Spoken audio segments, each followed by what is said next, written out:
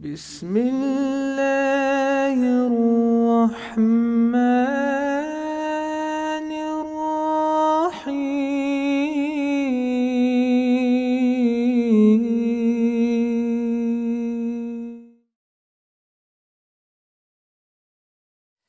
Right.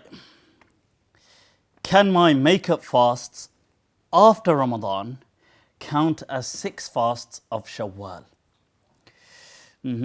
Starting off with it's a very serious, interesting question. Okay, well, first of all, this is based on where does this stem from? It comes from a hadith where the Prophet ﷺ has said that Man sama Ramadan, whosoever fasts Ramadan, ثم أتبعه بست من شوال فكان كصيام الدهر أو فكأنما صام الدهر كله. Okay. Nice to see everybody's paying attention. Right, so the whosoever fasts Ramadan and then follows it up with 6 fasts of Shawwal or from Shawwal, it is as though he has fasted the entire dahar, the entire age, or some say the entire year or his whole life, however you want to interpret it. So the question here, I think we'll take a look at what are the rulings of Shawwal in another question. But here, can we combine the two?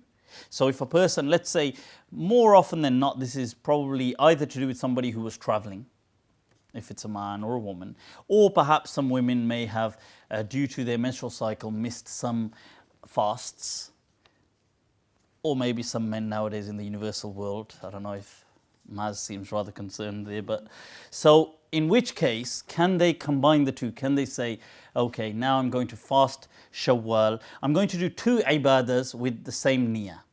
So I'm fasting one day, but my intention is this is also Ramadan fast, qada, and it is also a Shawwal fast. Now, the thing is that there is a difference of opinion amongst the scholars regarding this. This is called combining ibadat, or what they call tashriqul ibadat biniyya, that you put multiple worships, acts of worship under one intention. Now, in some things, the ulama generally accept that is okay, where there is compatibility, where there is no clash between the two, where there's no, what's a better word? Exclusivity. Allah. Exclusivity.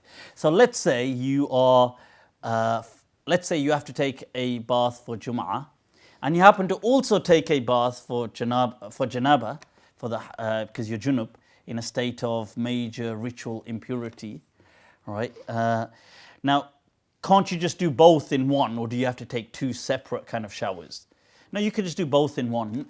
Very few people from the ulama will object to that, because both seem compatible. By taking a shower, it is a shower for Jummah. At the same time, it is removing the state of major ritual impurity.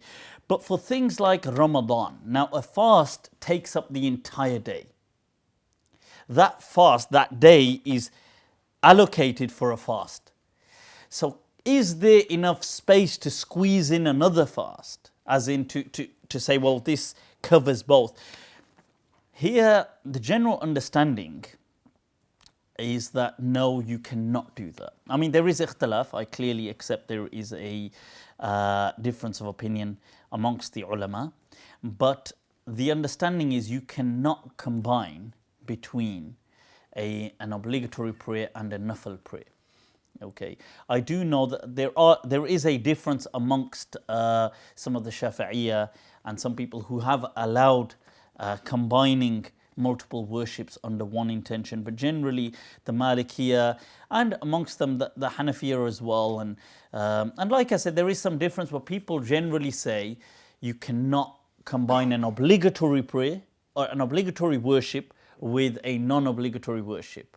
Okay, you have to separate the two. And And one of the examples for this as well, they will then discuss, a lot of the ulama will say, okay, can you fast these days of Shawwal before making up your Ramadan?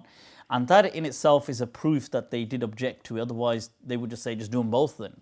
Why do you have to, why would they even go into lengthy discussions on can you do the make up before making up Ramadan, do the 6th of Shawwal, then make up Ramadan? If they had no problem in combining them, they would just say, listen, just let them count as both. So that's as far as that, as this issue is concerned. Some people may object, does that make it more difficult for some women to, or people who've missed some days of Ramadan, to catch the Shawwal and do that? I mean, not necessarily. The first thing you have to remember, the hadith does say, Man sama Ramadan, whosoever fasts Ramadan, as in he has completed or she has completed Ramadan. ثُمَّ أَتْبَعَهُ بِسِتٍّ مِّن شَوَّالٍ. Then, and thumma means after a gap. And this is how many of the ulama understood this. I recognize the Shafi'iyya disagreed. Many of the ulama understood you split them up, the 6 days of Shawwal. You generally don't do them together. I mean, that's Imam Malik clearly, the Maliki madhab, even predominantly the Hanafi madhab, about splitting them up right throughout. And the Malikiyya said right up until, in fact, they said it's better to do it in the month of Hajj, Dhul Hijjah. And they said that this was just for ease. The Prophet ﷺ said Shawwal. He wasn't designating it to Shawwal. So that's interesting. And I know there is a discussion by Imam Malik where he's not too keen on fasting the 6 days of Shawwal as it is. Perhaps we can discuss that at another point. And also, surprisingly, with him on that is Imam Abu Hanifa as well, that they don't seem to recognize the Shawwal. Anyway, so that's the ruling, not to combine between two intentions. Okay.